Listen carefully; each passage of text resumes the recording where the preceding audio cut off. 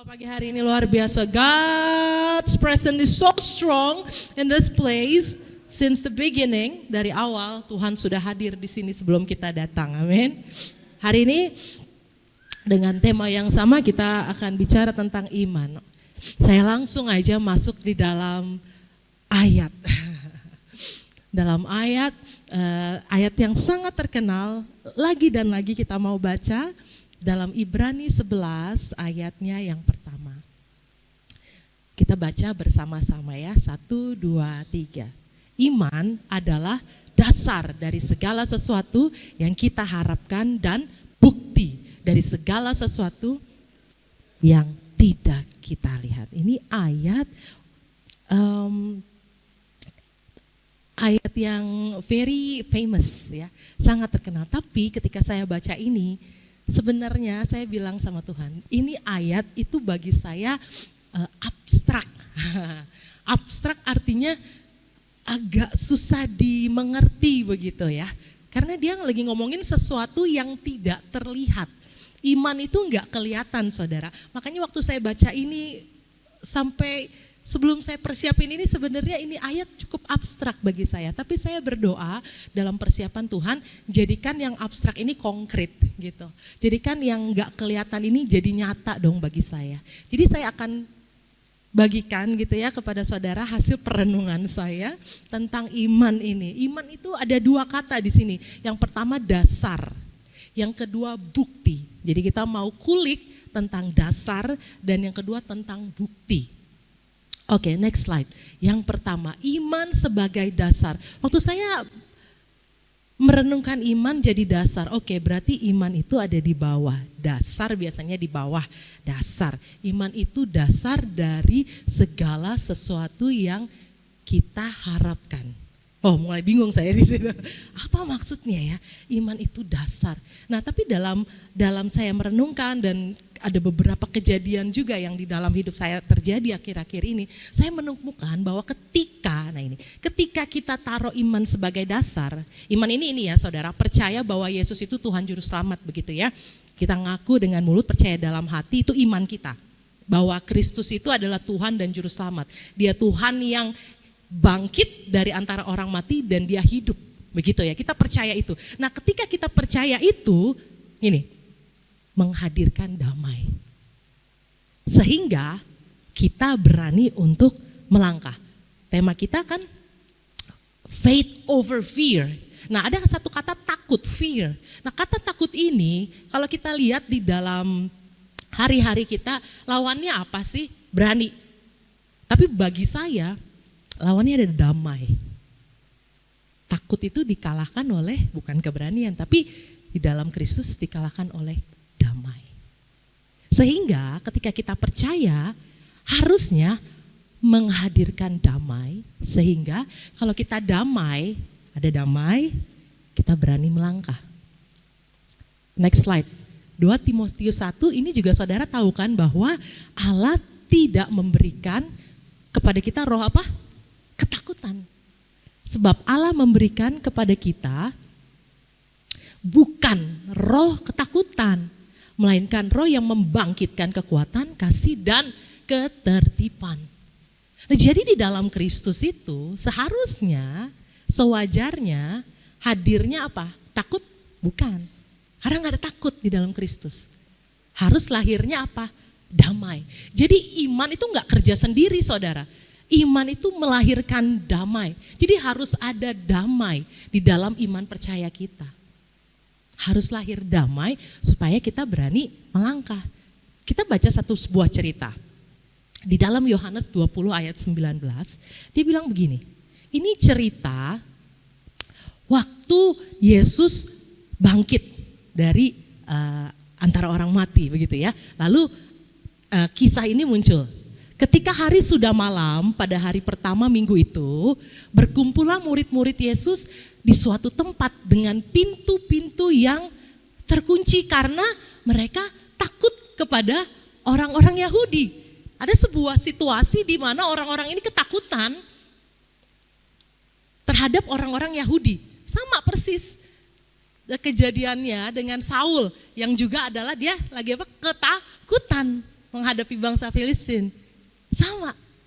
Jadi takut ini adalah hal yang sebenarnya dibilang wajar ya, karena kita manusia. Bayangkan kalau ada sebuah masalah datang, yang muncul duluan apa biasanya? Kalau ini pengalaman saudara ya, takutnya dulu atau langsung damai? Langsung masalah datang langsung panik, khawatir atau tenang langsung gitu? Secara kalau saudara langsung tenang aja damai, buat saya itu manusia premium ya, manusia premium. Biasanya wajarnya takut dulu, bagaimana ini, baru kita biar terus berdoa, betul kan, minta damai. Nah sama nih persis kayak gini, mereka takut gitu kepada orang-orang Yahudi. Tapi pada waktu ini nih tuh, pada waktu apa? Pada waktu mereka takut, datanglah Yesus dan berdiri di tengah-tengah mereka dan berkata, damai sejahtera bagi kamu. Jadi Yesus, kalau kita ngomong kita percaya Yesus, harus berkaitan erat, berdampingan dengan damainya hadir. Peace is not the absence of trouble, it is the presence of God in the midst of trouble. Damai itu bukan ketiadaan masalah, tapi damai itu kehadirannya Allah di tengah masalah. So kalau kita lagi bicara iman hari ini, aku beriman kepada Allah. Yang harus datang apa? Ada apa? Damai. Harus menyertai percaya kita hari-hari ini. Kamu takut apa sih? Khawatir apa sih hari-hari ini? Kalau kita bilang kita beriman, harusnya disertai damai. Karena Yesus datang, dia bilang waktu murid-murid takut, damai sejahtera buat IFGF Tondano. Peace is not the absence of trouble. It is the presence of God in the midst of trouble. Next slide. Yang pertama, saya masuk cepat saja. Yang kedua, iman sebagai bukti. Kita baca nih. Kalau kita ngomong bilang iman, aku beriman kepada Tuhan. I have faith, saya percaya Yesus itu Tuhan. Dia juru selamat, dia mati, dia bangkit dan dia naik ke surga dan dia akan datang kembali. Kalau itu iman percaya kita hari ini. Kita baca yuk Yakobus 2. Yuk. Yakobus 2 saudara, ini gak ada di slide, makanya kita harus buka Alkitab kita. Boleh? Bisa ya? Kita buka. Yuk. Sama-sama. Karena iman timbul dari pendengaran akan firman. Yakobus pasal yang ke-2 ayat yang ke-14 sampai ayat yang ke-22. Oke, saya akan bacakan bagi saudara ya. Iman tanpa perbuatan pada hakikatnya adalah mati. Apakah gunanya saudara-saudaraku jika seorang mengatakan bahwa ia mempunyai iman padahal ia tidak mempunyai perbuatan, dapatkah iman itu menyelamatkan dia? Jika seorang saudara atau saudari tidak mempunyai pakaian dan kekurangan makanan sehari-hari dan seorang dari antara kamu berkata, selamat jalan, kenakanlah kain panas dan makan sampai kenyang. Tetapi ia tidak memberikan kepadanya apa yang perlu bagi tubuhnya, apa gunanya? Demikian juga halnya dengan iman. Jika iman itu tidak disertai perbuatan, maka iman itu pada hakikatnya adalah mati. Tetapi mungkin ada orang berkata, padamu ada iman dan padaku ada perbuatan. Aku akan menjawab dia, tunjukkanlah kepadaku imanmu itu tanpa perbuatan, dan aku akan menunjukkan kepadamu imanku dari perbuatan-perbuatanku. Engkau percaya bahwa hanya ada satu Allah saja, itu baik. Tetapi setan-setan pun juga percaya akan hal itu dan mereka gemetar. Hai manusia yang bebal, maukah engkau mengakui sekarang bahwa iman tanpa perbuatan adalah iman yang kosong? Sampai situ ya. Yang kedua, ketika kita bicara iman sebagai bukti, yang pertama dia iman sebagai dasar. Dia harus berkaitan erat dengan yang namanya damai.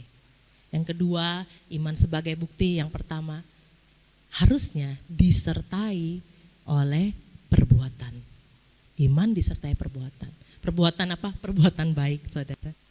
Ya, kalau kita lihat saudara kita ada yang kekurangan, butuh makanan, kita cuma bilang, ya hati-hati ya, makan yang kenyang ya. Selamat jalan, hati-hati. Padahal kita tahu dia butuh, kita cuek. Dia bilang ini, apa gunanya iman? Gak ada perbuatannya, kosong. Doa saya bagi IFCF Tondano adalah orang-orang yang beriman, kemudian disertai perbuatan. Sehingga terkenal gitu di luar. Jemaat di sini adalah jemaat-jemaat yang hatinya baik, yang suka memberi, yang hidupnya saleh, begitu. Amin. Jadi harus disertai perbuatan. Kalau kita ngomongin iman, dia bilang apa? Kalau kita ngomongin percaya, iblis juga apa? Percaya. Setan juga apa? Percaya kalau Yesus Tuhan. Bahkan dia gemetar. Kita mungkin gak gemeter ya, mendengar Yesus, biasa aja. Setan lebih beriman jangan-jangan. Setan juga percaya Yesus Tuhan, bahkan gemetar. Apa bedanya berarti kita sama setan? Yang membedakan ada perbuatan, disertai perbuatan. Kalau kita bilang kita punya iman kepada Kristus, harus disertai perbuatan. Harus ada perbuatan baik.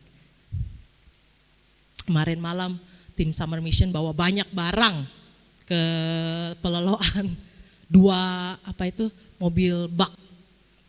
Malam-malam Aaron udah capek, 2 kali soalnya balik dari siang. Kak Ivan juga barangnya banyak banget emang.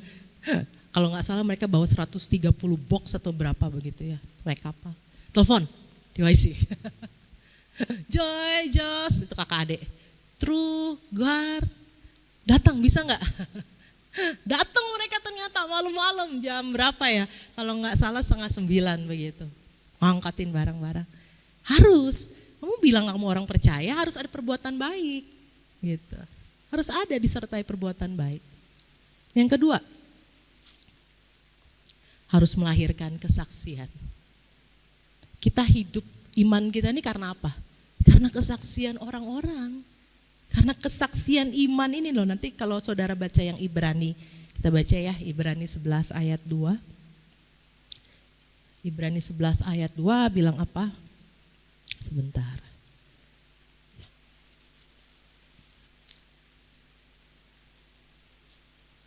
Ada yang bisa bantu saya Ibrani 11? Om Fendi, bisa bantu saya Om Fendi? Kasih kuat. Ya.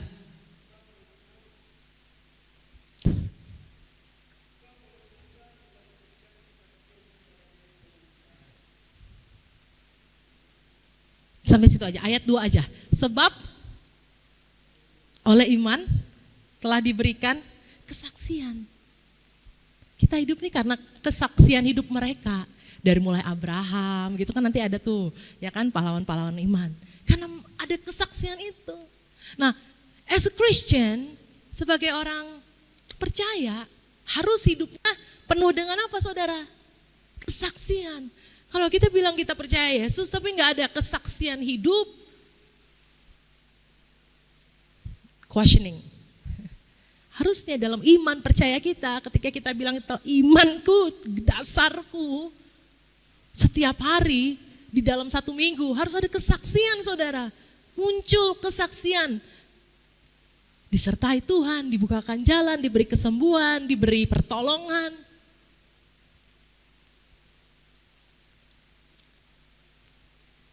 Wahyu bilang oleh kesaksian kita iblis dikalahkan.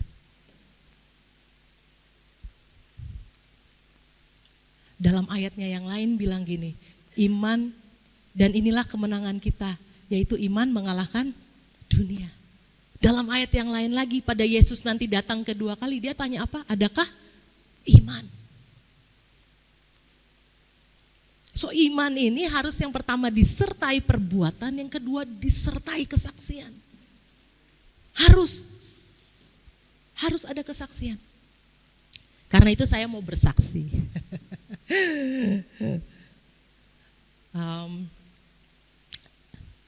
Sebelum saya bersaksi, saya saksikan dulu. Saya senang dalam bulan ini, dalam minggu ini, saya dengar banyak kesaksian dari saudara-saudara di tempat ini. Yang pertama waktu itu nggak ada di sini ya, tapi Tessa, Emmanuel bilang hampir anaknya yang paling kecil tuh ketabrak motor.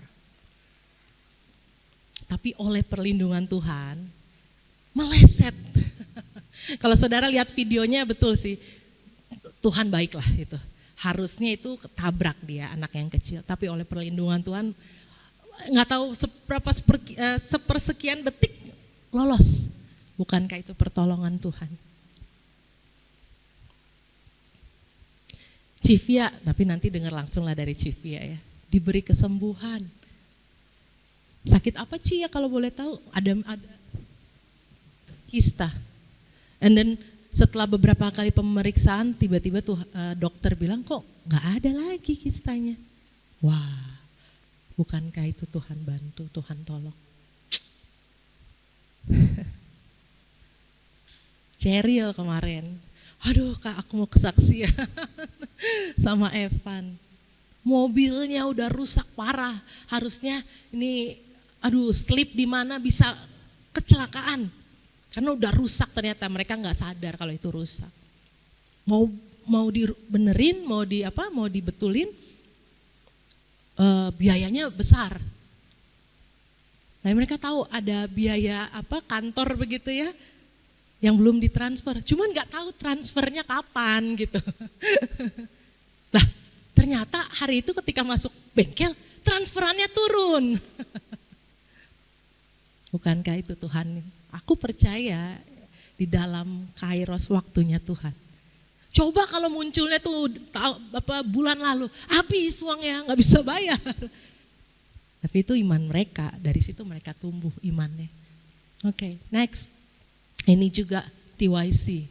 Saudara, pelayanan di TYC ini luar biasa bagi saya kemarin. Ada satu momen di mana peleloan tuh cuacanya nggak bisa ditebak. Hujan di sana, di sini kering, di Tondano hujan, di sana gerimis, nggak bisa ditebak. 3 hari itu saya ini kan bukan avatar ya, pengendali angin atau air gitu. Jadi saya doa lah, kita berdoa. Tapi malam pertama saudara tahu, puji Tuhan hujan ya Tuhan. Padahal udah beriman, wah bisa, tapi hujan. Menyebabkan apa? Anak-anak di tenda cewek gitu ya, keluar semua karena tendanya bocor. Tendanya bocor, mereka keluar semua ya kan, pindah ke dalam studio yang buat ibadah. Jadi mereka tidur di atas kayak mimbar panggung begitu ya di dalam studio. Saya lihat itu sebagai seorang yang bertanggung jawab dan punya tempat, saya langsung beban. Saya nggak mau mereka jadi bersungut-sungut atau jadi nggak menikmati 3 hari itu gitu kan, karena tidur itu penting gitu ya, istirahat itu penting. Di tenda aja udah susah gitu, apalagi di tenda dan hujan begitu ya, kan mereka bawa barang dan macam-macam gitu ya. Jadi saya tuh kayak langsung gentar gitu, aduh Tuhan gimana nih, mana kalau di peleloan kalau hujan pakai angin, berat saudara, berat. Apa yang saya lakukan? Saya masuk kamar saya berlutut, saya bilang Tuhan, saya kayak teriak gitu, ngerengek, tolong dong, tolong, aku bilang gitu. Kan Tuhan tahu ini 3 hari, saya ngoceh, panjang. Satu momen tiba-tiba dalam hati saya, very strong, Tuhan bilang gini, I know. Diam saya langsung. Yang tadinya kayak, Tuhan, Tuhan bilang kuat, I Saya keluar kamar, saya tenang. Tahu yang terjadi kalau saudara ada di sana atau saudara orang tua gitu ya. Tondano malam itu hujan parah. Betul nggak ya? Ada yang ingat mungkin? Parah. Manado juga hujan parah. Peloloan juga hujan parah. Di bawah tapi. Di tempat kami, dia seperti lewat gitu anginnya. Hujan karena mereka kan keluar. Nah kemudian tidak lama nggak hujan. Saya juga heran. Karena saya menyusui kan, jadi setiap jam 12, jam 3 itu saya bangun. Saya perhatikan keluar, saya takut gitu, khawatir Pak Fendi udah pindah-pindahin itu tenda anak-anaknya kan, anak-anaknya di situ kan, pindahin tendanya di bawah itu, di bawah naungan. Khawatir, takut, aduh Tuhan ini hujan. Malam itu gak hujan. Wah, saya bilang, I know. Setiap kali dalam 3 hari itu, setiap hari saya ngelihat keluar ke atas, Tuhan bilang lagi, I know. Saya gak ngomong minta cuaca, saya cuma lihat aja. Tuhan bilang lagi, I know. 3 hari itu gak hujan. Setelah itu gak ada hujan, sampai hari terakhir. So good. Next, ini foto. Ini dia, saya belum pernah cerita tapi saya mau ceritakan. Ini PAUD saudara, saya buka PAUD tahun ini, puji Tuhan minggu ini sudah berjalan 5 hari masa pengenalan lingkungan sekolah. Nah saya mau cerita terjadinya PAUD ini. 2 tahun lalu 2023 saya mulai cari sekolah buat Judah. Saya mulai survei, begitu bukan cari, survei. Dalam survei saya nggak ketemu sekolah mungkin yang saya expect gitu. Nah, kemudian datanglah sebuah ide. Oh, saya homeschool aja. Gitu. Jadi saya mau homeschooling anak. Kan saya punya background guru, bisalah gitu ya. Saya didik anak saya sendiri gitu. Saya belajar, saya persiapin, tanya-tanya teman-teman yang udah homeschool begitu.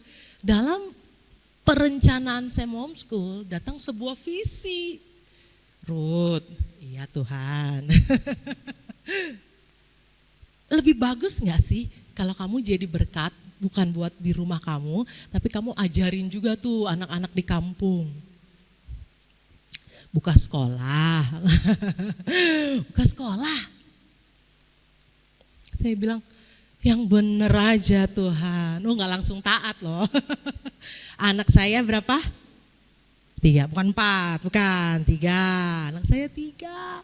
Pelayanan saya di yayasan, pelayanan di gereja udah cukup. Kalau you suruh I buka sekolah lagi, apa yang enggak kebanyakan. Maju mundur. Berat memang. Akhirnya masih maju mundur setahun begini terus begini, jadi maju enggak.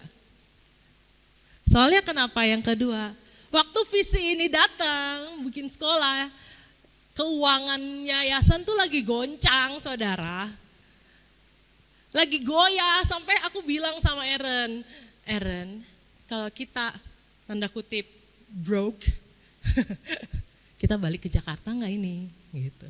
Sampai udah di titik itu, saking gemeternya, takut.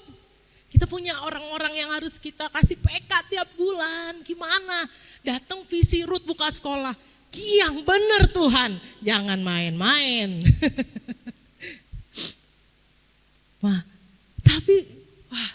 Saya bilang, tapi Tuhan kasih konfirmasi demi konfirmasi. Ada orang yang mau support, tapi dia nggak biasanya gini, support buat yayasan. Kali ini dia support khusus untuk anak-anak. Ya kita bingung, aku sama Aaron. Ini maksudnya gimana ya? Ini ada support, tapi dia bilang khusus ini untuk anak-anak. Sehingga terkonfirmasi lah, banyak konfirmasi.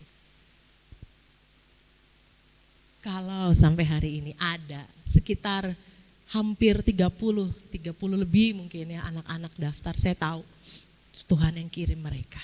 Wah, aku mau berdampak. Bahkan untuk yang tadi ya saudara, Tadi yang kita belajar bahwa iman melahirkan perbuatan baik. Mau berbuat baik aja perlu iman. Ada banyak perbuatan baik yang kita mau lakukan tapi kita butuh iman. Bukan butuh duit, bukan. Butuh iman buat berbuat baik. Jadi saya encourage saudara, hidup kita setiap hari harus melahirkan kesaksian. Jangan kesaksian yang dulu-dulu, bilang Tuhan, give me something fresh.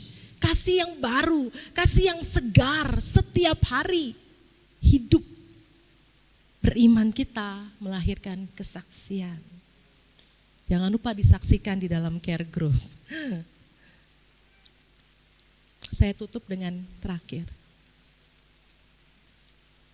Yohanes 14 ayat 27. Kita baca sama-sama ya, 1, 2, 3. Damai sejahtera kutinggalkan bagimu. Damai sejahteraku kuberikan kepadamu. Dan apa yang kuberikan tidak seperti yang diberikan oleh dunia kepadamu. Jangan gelisah dan gentar hatimu. Dalam terjemahan lain berkata, jangan gelisah dan takut hatimu. Saya berdoa ada damai Tuhan. Kalau saudara lagi perlu apa, takut apa, khawatir apa. Tuhan bilang hari ini dia hadir di tengah-tengah kita dan dia bilang damai sejahtera bagimu. Yohanes bilang damai sejahtera yang ditinggalkan gak sama seperti yang diberikan dunia kepada kita. Apa sih yang dunia berikan damainya? Ya harta. Tuhan bilang gak sama. Gak sama. Beda. Jadi gak perlu gentar. Ayat ini dalam konteks apa? Kita menunggu kedatangan Kristus yang kedua kali. Sebagai kita semua dalam penantian kita pun menunggu satu janji yang belum digenapi. Ada satu janji belum digenapi, Yesus datang. Dia bilang gitu, gak usah khawatir. Kalau yang itu aja Tuhan kasih, apalagi yang kecil-kecil. Pasti Tuhan beri.